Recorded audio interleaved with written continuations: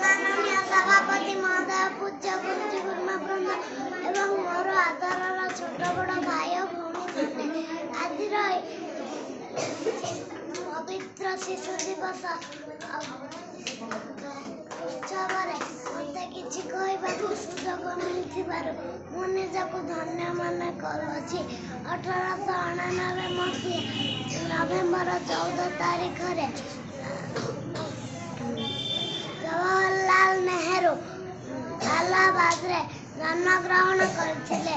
हम देशर प्रथम प्रधानमंत्री थिले।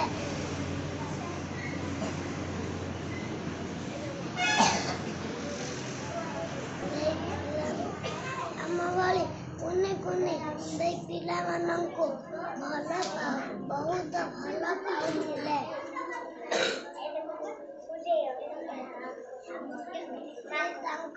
जन्मदिन को शिशु दिवस रूपे पालन करने को परामर्श देइछन्ति।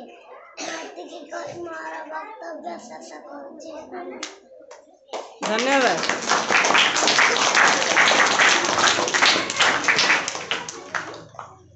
जेसीबी आसुची गले के काम करू न काम कर